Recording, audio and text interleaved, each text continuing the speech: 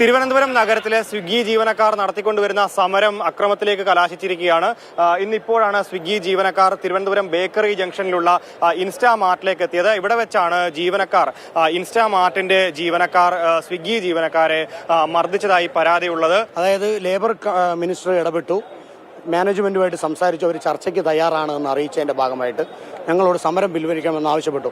ഇന്ന് വൈകുന്നേരം ചർച്ചയുടെ ഡേറ്റ് അറിയിക്കാമെന്ന് പറഞ്ഞതിന്റെ ഭാഗമായി ഞങ്ങൾ അവിടെ സമരം പിൻവലിച്ച് ഇവിടെ നിന്ന് തൊഴിലാളികളെ അത് അറിയിക്കാൻ വേണ്ടിയിട്ടാണ്. ഞങ്ങളുടെ എല്ലാ ഔട്ട്ലെറ്റിലും ഞങ്ങളുടെ തൊഴിലാളികളുണ്ട്, അത് അറിയിക്കാൻ വേണ്ടിയാണ് ഇവിടെ വന്ന സമയത്ത് സ്വാഭാവികമായിട്ട് ഇവിടെ സംസാരിച്ചുകൊണ്ടിരിക്കുമ്പോൾ CCTVയിലുണ്ട് ഇതിനകത്ത് നിർത്തിയിരിക്കുന്ന സെക്യൂരിറ്റി. ഞാൻ രാവിലെ പറഞ്ഞു, സെക്യൂരിറ്റി അല്ല, ബൗൺസേഴ്സിനെയാണ് ഇവർ നിർത്തിയിരിക്കുന്നത്. സെക്യൂരിറ്റിയുടെ വേഷം ഇട്ടു, അല്ലാതെയും അയാൾ അവിടെ നിന്ന് ഇവിടെ വന്ന് നമ്മുടെ ആൾക്കാരെ ആക്രമിക്കുകയായിരുന്നു. അതിൽ ഒരാൾക്ക് പരിക്ക് പറ്റിയിട്ടുണ്ട്. CCTVയിൽ കൃത്യ വിഷ്വലുണ്ട്. ഞങ്ങൾ ഇവിടെ സംസാരിച്ചുകൊണ്ടിരിക്കുന്നു. ആ വീഡിയോ ഇല്ല, കാരണം ഇത്രയും ലോങ് ആണ്. ഞങ്ങൾ ഇവിടെ നിൽക്കുമ്പോൾ സെക്യൂരിറ്റിക്കാരൻ അവിടെ നിന്ന് നടന്നു വന്ന് ഇവിടെ വന്ന് നമ്മുടെ ആൾക്കാരെ ആക്രമിക്കുകയായിരുന്നു.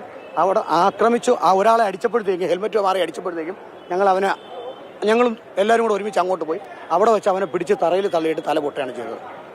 എന്തായാലും ഈ സമരം മുൻപോട്ട് പോകുമ്പോൾ ഈ സമരത്തെ അടിച്ചമർത്തുന്ന നിലപാടാണ് കമ്പനി മുൻപോട്ട് പോകുന്നത്.